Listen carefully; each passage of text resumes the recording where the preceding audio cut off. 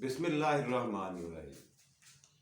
नाजरीन, आज 24 फरवरी जुमेरात का खूबसूरत दिन, सुबह का वक्त और सन 2022। इस लिहाज से आप सबको सुबह खैर, गुड मॉर्निंग एवरीबॉडी। आप जहाँ जहाँ पे हैं आप सारों को गुड मॉर्निंग और अस्सलामु अलैकुम रहमतुल्लाहि व बरकातहू। अल्लाह आपको खुश रखे, आपका ये दिन बहुत अच्छा गुजरे, बल्कि बेहतरीन गुजरे। आप इसी तरह से खुश और खुर्रम रहें। बीमारों को अल्लाह पाक सेहत दे, तंग दस्तों को अल्लाह पाक तौफीक दे, उनको बेमुहताजी रोटी दे, खाना दे, रोज़ी दे, और जो बेरोज़गार हैं उनको अल्लाह पाक रोज़गार की नेमत से नवाजे। जी, आज का प्रोग्राम सुबह का है और हस्बे मामूल इसमें सबसे पहला और बड़ा सेगमेंट वो है तारीख़ हिंदुस्तान, जिस पे हम रोज़ाना बात करते हैं। आज के एपिसोड में हम ये कोशिश करेंगे कि ये जो नारायण का ज़माना है, रामायण का ज़माना जो है, अब इसकी क्लोजिंग की तरफ जाएं और आगे क्या है, वो एक राम जी की कथा है, कहानी है। कथा कहते हैं, संस्कृत में कथा कहते हैं, उर्दू में इसका तर्जुमा है कहानी।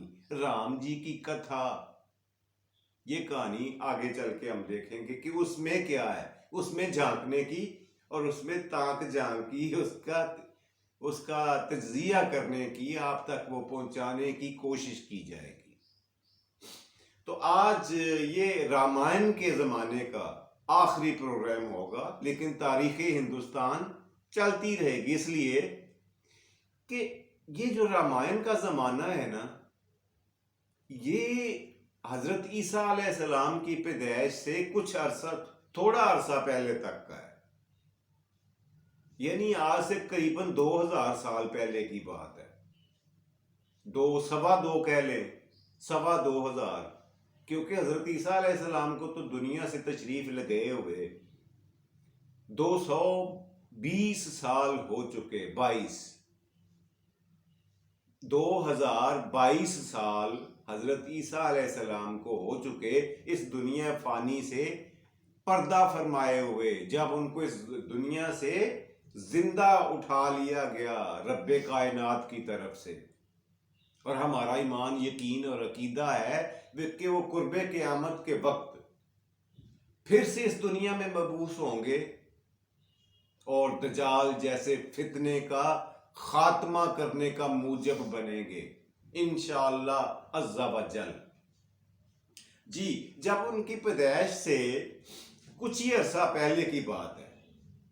हम क्योंकि हिंदुस्तान में घूम रहे हैं, तारीख इसी की पढ़ रहे हैं, इसलिए हमने दाएं बाएं नहीं होना। अरबों के, यूरोपियन के या दूसरे तीसरे रोमन एम्पायर के, पर्शियन एम्पायर के, इनके हालात को डिस्कस नहीं करना, टच ही नहीं करना।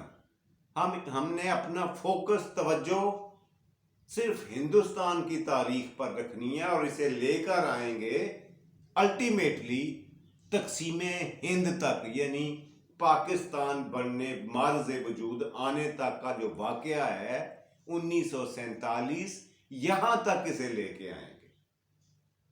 और अगर आप कहेंगे तो क़याम पाकिस्तान के बाद के हालात को भी डिस्कस कर लेंगे, लेकिन उसमें थोड़ी एक मज़ायका है, वो ये कि उसमें सियासत इन्वॉल्व हो जाती है, और सियासत को फ़िलहाल मैं अपने प्रोग्राम्स से दूर ही रखना चाहता हूँ। तारीख पे ही बात करते हैं। जी, मैंने आपको बताया था पिछले प्रोग्राम में कि आर्यन कौम के जो बहुत बड़े धड़े थे, फिरके थे, उनमें से कई ब्राह्मण लोग पैदा हुए। उन्होंने बाकायदा तरबियत हासिल की उन मंत्रों को पढ़ने की जो वेद और दूसरी किताबों में लिखे हुए थे, रामायण में और वेद में। पुरानी किताबों में जो किस्से, कहानियां और ख़ास तौर पर मंत्र लिखे हुए थे, उनको पढ़ना, उनको तलफ़्फ़ुज़ अदा करना और उनको गाने बजाने का तरीका समझना, समझाना और उसका तर्जमा मफ़हूम लोगों को बताना, ये थी उन ब्राह्मणों की, उन पंडितों की जिम्मेदारी। उनकी एक रूहानी ड्यूटी थी, स्पिरिचुअल ड्यूटी। जी, तो होता क्या है कि अब मैंने पिछली एपिसोड में ये भी बताया था कि इन ब्राह्मणों ने ये जो वेद की किताबें हैं रामायण के दौर में, इसके साथ अपना एक एक चैप्टर लगा लिया, जिसमें उन्होंने अपने अलहदा फिरके के हिसाब से उसमें कुछ अलहदा से मसाइल बयान कर दिए। हर फिरके के जो ब्राह्मण थे या जो यूं कह लें कि रूहानी पेशवा थे, उन्होंने अपने अपने फिरके की तबलीग उसमें शामिल कर ली।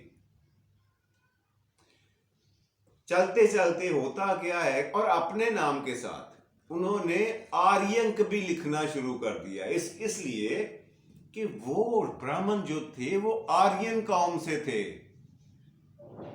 इसलिए उन्हें अपनी तसानीफ, अपनी किताबों, अपनी लिखी गई चीजों के साथ आर्यंक ब्राह्मण का लफ्ज लिखना शुरू कर दिया। ये तब्दीली खास तौर पर हजरत ईसा अलैहिस्सलाम की कुर्बे पैदाइश से कुछ ही अरसा पहले रूनुमा हुई थी। किताबें दिखाती हैं, बताती हैं, हमें सारा कुछ वाजे करती हैं, तारीख की किताबें। अब होता क्या है, वक्त गुजरता गया, वक्त का पहिया घूमता गया, जो कभी रुका नहीं किसी के लिए, वो तो वापस नहीं हो सकता ना। टाइम गुजरता गया और इन्होंने, ब्राह्मणों ने यानी पंडितों ने, अपनी पूजा पाठ और अपने आशारम बना लिए, मतलब अबादत गाहें बना ली, जहां पे लोग इकट्ठे होके उनके मोतकिद, उनके मुरीदैन एक मुकर्रा तारीख, मुकर्रा वक्त पर जमा होते और नंबर 1 तो वो चढ़ाते उस ब्राह्मण को, अपने रूहानी पेशवा को, यानी वह वहां पे नजराने पेश करते, चढ़ावा चढ़ाते, और दूसरा उनसे उन्हीं मंत्रों से मुस्तफीद होते जो उनके आबाओ अजदाद ने नस्ल दर नस्ल, सीना बसीना और किताबों में दर्ज करके इन तक पहुंचाए थे, जो बुनियादी तौर पर वेद से लेकर पुराने जो थे उनकी तादाद 1028 ही थी और आज भी है। लेकिन बाद में इन्होंने, मैंने अर्ज किया ना कि कुछ अपने चैप्टर्स शामिल किए वेद और रामायण में। रामायण के ज़माने में अपने वेदों के साथ, चारों वेदों के साथ अपने चैप्टर शामिल किए उन्होंने। कुछ उसमें अपने मंत्रों का इजाफा किया, तारीफी कलामात देवताओं के, उन्हें मंत्र कहते हैं। एक ख़ास वाक़या जो रूनुमा होता है इस दौर में, जिसकी मैं बात करने जा रहा हूँ, वो ये है कि इन तमाम पंडितों ने एक अजीब सी चीज महसूस करना शुरू कर दी। इस पे बात करेंगे आज, फोकस जो है हमारा। इन्होंने ये देखना, सोचना और समझना शुरू कर दिया कि ये जो आग, दरिया, समंदर, आसमान, ये जो देवता हैं, इनको बनाने वाली भी कोई जात है, कोई हस्ती है जो इनको बनाती है। और दूसरी सोच, बड़ी सोच जिनके ज़हन में आई, वो ये कि कायनात में मौजूद सारी चीजें, इंसानों समेत सारे जानदार आते कहां से हैं, इनको भेजता कौन है, और फिर वापस किसके पास चले जाते हैं, और क्यों चले जाते हैं, कैसे चले जाते हैं।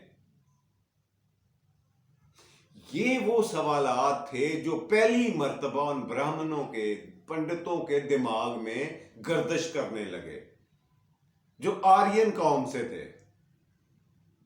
और इनकी बहुत बड़ी तादाद थी हिंदुस्तान में। अब जब दरियाए गंगा और जमुना के किनारे ये आबाद हो चुके, तो इनकी आबादी दूर तक फैल चुकी थी। अब इन्होंने इस दो तीन नुकात पर, पॉइंट पर, एंगल्स पर अपनी मीटिंग्स शुरू कर दी और दो दलाइल वहां पे बड़े मोतबर इसी नुक्ते को डिस्कस करने के लिए रखे गए, जो इनकी मुश्तरका तजवीज थी ब्राह्मणों की। इन्होंने ये कहा, बात ये है कि हम जिसे बारिश कहते हैं या बारिश का देवता कहते हैं, बारिश क्या है, कैसे आती है, इसे भेजता कौन है, और बारिश का पानी जमीन पर गिरकर वापस समंदर में कैसे चला जाता है, कोई हस्ती ऐसी है जो ये सब कर रही है। जी, अब उन्होंने जो मिसाल दी, उन्होंने कहा कि समंदर में मौजूद बहने वाला पानी हवाओं के जरिए उठता है, साइंस ने बताया है, और वो बादल बनकर बादलों की सूरत में सफर करता हुआ दूर दराज तक के इलाकों पर जाता है और फिर वहां पे अपना पानी गिराता है, एक से दूसरी, दूसरी से तीसरी जगह, जिसे हम उस बारिश के पानी के कतरों को हम बारिश कहते हैं। और दूसरा ये कि ये जो बारिश है, ये अगर ना हो तो रूए जमीन पर जितने जानदार हैं, सिर्फ इंसान नहीं, सारे जानदार, पौधों दरख्तों समेत सारों की जिंदगियां खतरे में पड़ जाएं। ये बारिश इतना जरूरी है। और फिर बारिश जब गिरती है, जमीन की प्यास बुझाती है, जंगली जानवरों के लिए अनाज और खुराक का बंदोबस्त होता है, यानी घास उगता है जंगलों में, उनके पीने के लिए पानी का बंदोबस्त होता है, और जानवरों के, इंसानों के लिए, पालतू जानवरों के लिए सेहत और तंदुरुस्ती का बायस बनता है, और फसलों के लिए बेहतरीन खाद का काम करता है। लेकिन बारिश का ये पानी जमीन पर गिरने के बाद, ये गिरकर कहीं गिरते पड़ते, चलते चलते ये फिर से किसी न किसी नाले में और उसके बाद दरिया में चला जाता है, और आखिरकार वापस उसी समंदर में जाकर मिल जाता है जहां से उसने उड़ान भरी थी। ये था जी उनका एक मजबूत दलील, जिस पर उन्होंने सोच विचार शुरू की और इस नतीजे पर जरूर पहुंच। अच्छा, इस सोच विचार की एक खास वजह भी थी, इसलिए कि ये जो ब्राह्मण थे, ये वेद की सारी किताबों में जो कवायद व ज़वाबित दर्ज हैं वो, और जो रसूमात हैं वो, उनकी तवालत से कुछ उकताहट महसूस करने लग गए थे। इसलिए ये बुनियादी वजह बनी कि उन्होंने उस हस्ती पर गौर करना शुरू कर दिया जो उनके तमाम देवताओं को कंट्रोल करती है। और आखिरकार कई मीटिंग्स, कई बैठक के बाद वो इस नतीजे पर पहुंचे कि हां कोई है, और उसका नाम उन्होंने रखा ब्रह्म। जी, उसका नाम उन्होंने रख दिया ब्रह्म। और बाद में इस ब्रह्म को के लफ्ज के साथ एक और लफ्ज जोड़ा गया, वो था परमात्मा। ब्रह्म परमात्मा, ये उस जाते अकदस का नाम था जिसके सारे कंट्रोल में ये सारी चीजें हैं। वो समझने में, इस नतीजे में पहुंचने में कामयाब हुए कि हम वहीं से आते हैं, वही हमें भेजता है। लेकिन और पलटकर हम उसी हस्ती के पास जाते हैं, और हमारा अबदी और आखिरी बसेरा फिर वही जात है। बिल्कुल उसी तरह से जिस तरह से समंदर से उठने वाला पानी कई काम करने के बाद वापस समंदर से जा मिलता है, यही मिसाल इंसानों की भी है। तो ब्रह्म परमात्मा एक नई चीज जिस पे तमाम ब्राह्मणों ने मोहर लगा दी, तस्दीक कर दिया कि कोई हस्ती ऐसी है, और उसका नाम उन्होंने रखा ब्रह्म परमात्मा। जी, तो अब जो वेद की पुरानी किताबें थीं उसके बारे में आखिरी चीज मैं आपके नोटिस में लाता जाऊं, वो है कि इनकी तादाद को दो ग्रुपों में, दो कैटेगरीज में डिवाइड कर दिया गया। एक का नाम, कैटेगरी का नाम था सुरती।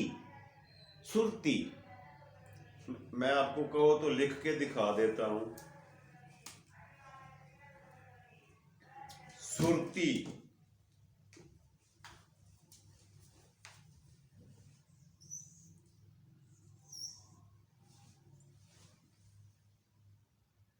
जी, सुरती। अच्छा, ये वो किताबें, इस कैटेगरी में उन्होंने वो किताबें रखी जिनके बारे में ये तसव्वुर, ये ईमान, ये अकीदा रखते थे कि ये कलामे अलाही हैं, अल्हामी किताबें हैं। ठीक है। और दूसरी कैटेगरी जो थी उसका नाम इन्होंने रखा समर्ती। इस कैटेगरी का नाम समर्ती। इस कैटेगरी में, इस गिरोह में वो वेद की किताबें थीं जिनके बारे में ये तसव्वुर और ख्याल किया जाता था कि ये हमारी नस्ल दर नस्ल रस्मों रिवाजों को हम तक पहुंचाती हैं और उनको तफसील के साथ बयान करती हैं। ये इन दोनों धड़ों का, इन दोनों ग्रुपों का, इन दोनों कैटेगरीज का लुब्बे लबाब है। इसकी तफसील में जाने की, ये तो अल्हामी किताबें थी ना, और ये रस्मों रिवाज पर मबनी।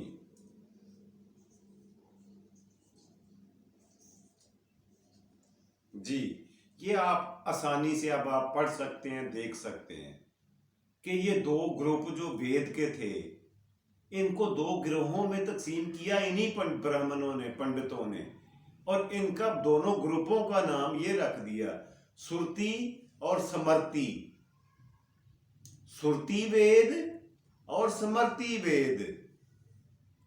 ये जो सुरती वेद है, मैंने आपको बताया, ये तो बराह रास्त वाला अल्हामी किताबें, यानी जो अल्हाम हुआ कलामे अलाही समझते थे। और दूसरा जो समर्ती है, ये कैटेगरी थी जो उनके आबाओ अजदाद के छोड़े हुए रस्मों रिवाज को आगे इन तक पहुंचाती थी।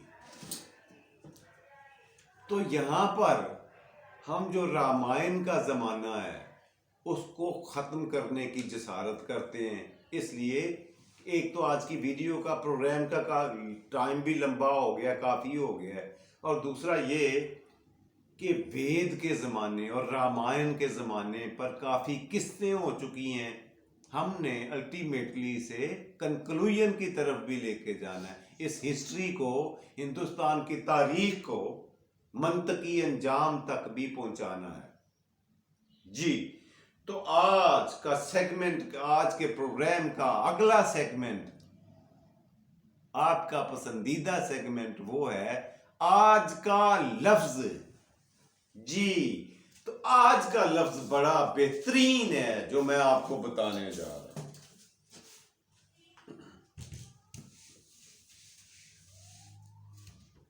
आपको आज का लफ्ज बताता हूं जी, गौर से देखें आज का लफ्ज क्या है।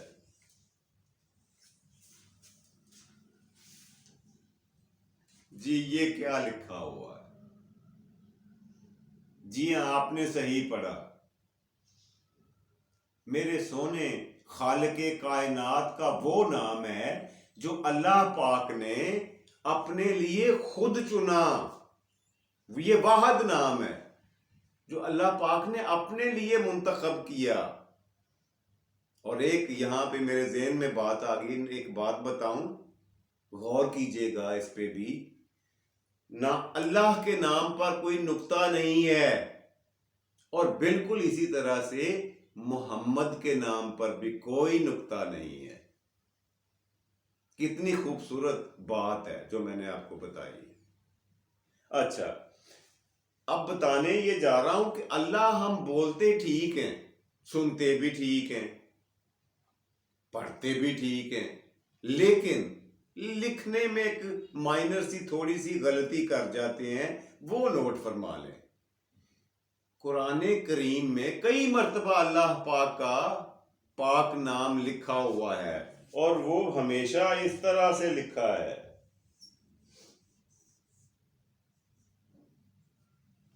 जी, ये इस तरह से लिखा हुआ है, अल्लाह पाक ने कुरान मजीद फुरकान हमीद में अपनी कलाम में इस तरह से अपना नाम लिखा है। हम ये माइनर सी गलती करते हैं, लेकिन बेहतर है ना किया करें, असली और खूबसूरत अंदाज में लिखा करें। और दूसरा लफ्ज आज का वो है जी, ये मुलायजा फरमाएं। ये नाम होता है आम आदमियों का, आपने कई दफा देखा और पढ़ा सुना होगा, अब्दुल रहमान। हम इसे बोलते ठीक हैं, सुनते भी ठीक हैं, लेकिन लिखते वक्त एक गलती करते हैं। वो भी गलती इसी तरह से है। रहमान अल्लाह पाक का सिफाती नाम है, और ये इस तरह से लिखा करें, अब्दुल।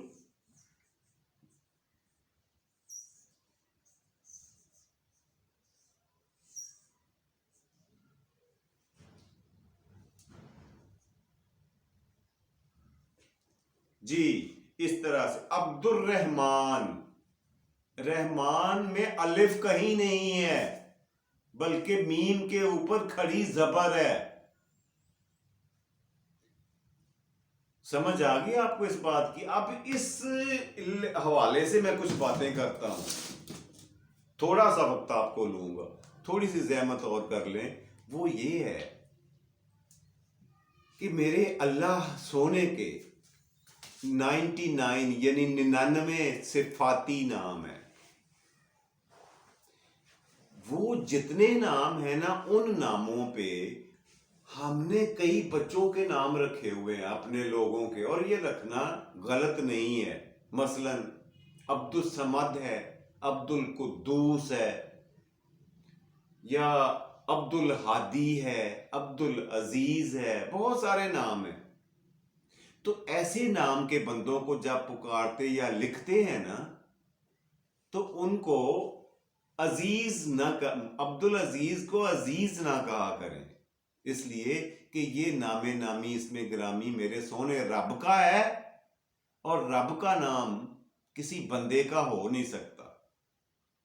इसके साथ अब्द का लफ्ज जरूर लिखा करें और पढ़ा करें और बोला करें, पूरा नाम बुलाया करें, अब्दुल रहमान या अब्दुल अजीज। अच्छा, एक नाम इनमें है जिसमें हम ये गलती कभी नहीं करते, वो है अब्दुल्ला। कभी हमने अब्द को नहीं हटाया, उसमें कभी नहीं हटाते, बाकी सब में डंडी मार जाते हैं। अब्दुल रहमान को रहमान कह देते हैं, लिख देते हैं। अब्दुल समद को समद कह देते, और अब्दुल कुद्दूस को खाली कुद्दूस कह देते हैं। यहां पे गलत है। जैसे आप अब्दुल्ला के साथ अब्द लगाना नहीं भूलते, अरबी का लफ्ज है अब्द। अब्द का मतलब है बंदा या गुलाम। तो वो अब्द जो अब्दुल्ला के साथ लगाना नहीं बोलते, अल्लाह के दूसरे सिफाती नामों के साथ भी लगाया करें और लिखा करें। शुक्रिया।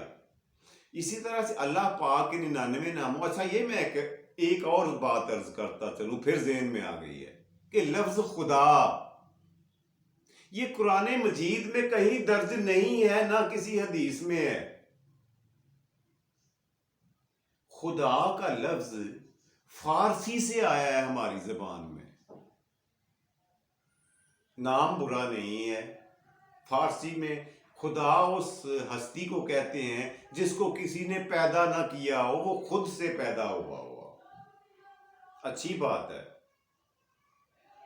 लेकिन खुदा कहना भी चलो ठीक, लेकिन हमारे अल्लाह सोना सिर्फ एक सिफ्त का हामिल नहीं है, बल्कि सूरत अखलास पढ़े 4 सिफात का हामिल है। ना उसने किसी को पैदा किया, ना उसको किसी ने पैदा किया, ना उसका कोई हमसर है और ना उसका कोई मददगार है, ना वो किसी का मोहताज है। ये 4 सिफात हों तो अल्लाह बनता है। खुदा में ये के लफ्ज में ये चारों सिफात नहीं है, सिर्फ एक है। बहरहाल बोल लेते हैं लोग, अल खुदा कह देते हैं, ठीक है बोल लिया करें, लेकिन एक नुक्ता मेरे ज़हन में था जो मैंने आपको समझा दिया है। जी, आज के प्रोग्राम का अगला सेगमेंट जल्दी से मुकाते हैं जी, खत्म करते हैं। आज का अगला सेगमेंट है आज की बात। तो आज की बात मेरे भाई ये है कि कभी भी किसी इंसान के सामने पिघलकर, उसके कदमों में गिरकर अपनायत और हमदर्दी की भीख मांगने से कहीं बेहतर है कि तन्हाई में सुलगते हुए मर जाओ। ये थी जी आज की बात। प्रोग्राम का वक्त तो हो गया खत्म, लेकिन जाते जाते मैं आपको बाबा जी, सियाने बाबा जी की बात जरूर सुनाऊंगा। सियाने बाबा जी ने कल मुझे बताया, बेटा इधर आओ मैं तुम्हें एक बात बताऊं। मैंने कहा बाबा जी बताएं। कहने लगे ताश की गेम मुझे बड़ी पसंद है। मैंने कहा जी वो क्यों? कहते हैं एक वजह से। मैंने कहा वो वजह क्या है? कहता है ये वाहद गेम है, ये वाहद खेल है जिसमें बेगम को बार बार उठा उठाकर जमीन पर पटखा जाता है, मारा जाता है, इसलिए मुझे पसंद। जरा सोचिएगा। अल्लाह निगहबान।